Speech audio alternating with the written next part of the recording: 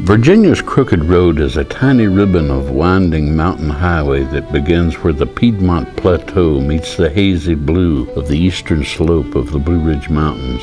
It winds westward for 250 miles, connecting communities of musicians, bluegrass, old time, country, gospel, and more, until it reaches the hand-carved fastness and sweeping vistas of the coal fields at the western tip of the Old Dominion. America invented some of its best music along this crooked road, and here it is the best kept.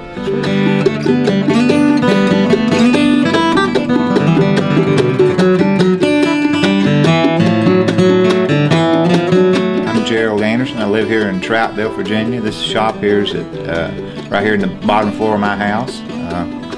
Been working here in this particular shop for probably around 4 years. Before that, I was spent about 28 years in the shop of Wayne Henderson, who's a well-known local guitar maker, the person I learned how to make instruments from. As soon as I got out of college, I started helping him in his shop, and I spent several years there. And then about 4 years ago, I started an apprenticeship with Spencer Strickland, a young fellow who plays mandolin from down the road, and we make mostly custom guitars and mandolins for folks from all over the country, and stay busy doing that. And we make instruments during the week, and on the weekends we usually play music. We go to a lot of different places all over the country and play.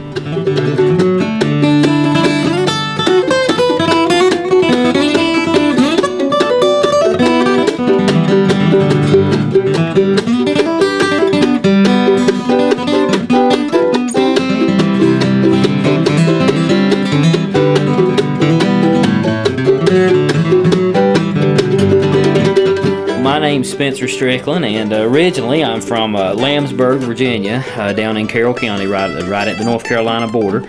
And I've been making instruments and playing music now full-time for about a little over 2.5 years. And I work here in the shop with Gerald. I'm a mandolin player, and my dad's the one who kind of got me started playing mandolin. He played fiddle a little bit while I was a kid, and showed me the chords, and because the violin and mandolin is the same as far as the left hand goes, and he showed me my first few chords, and then traded a pocket knife for my first mandolin.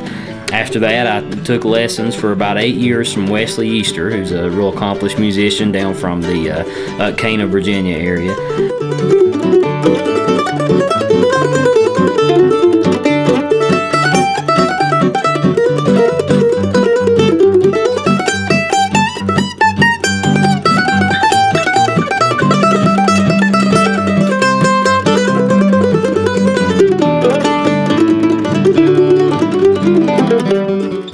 After a while, he got to saying, well, what would you take for it? I mean, I'd like to buy this guitar. And I said, well, I don't want to sell my guitar. And he said, just kept on and on. I talked to my granny and said, well, all I know to do, I'm going to price it so high that it'll scare him off, you know, it'll get rid of him. He maybe won't come back. And I told him I'd take $500 for it. And so that's more money than I'd ever seen or heard tell of, you know. And then he played it a little while, and then that's why they left. And I told my granny that worked. They got rid of him, you know. And the very next afternoon, the next evening, when I went down there a little before dark, this guy came in again by himself. They really worried us that time. He'd come back and said, I want to play that guitar again.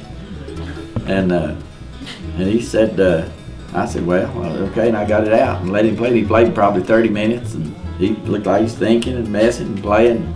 That's why I said, well, I think I'll take a guitar. And he had 5 $100 bills in his shirt pocket, and he gave me that. Of course, I was flabbergasted. I didn't know what. I mean, I put that price out, thought that would scare anybody off.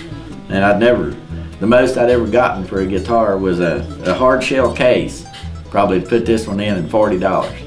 But I took that money and bought one of those old Shopsmith thing, the thing just like that thing sitting over yonder. I traded, you know, got one, used one, you know, and more wood. I had all kinds of wood to work with. And a few tools, you know, that I knew about. And I think even maybe a router that I could run around the edge, you know, I traded them. So that $500 got me to thinking, you know, I told my granny, I know what I'm going to do. I ain't going to worry about all this farming or going to school or whatever. If I can make money like this, I'm going to make guitar or something I like to do.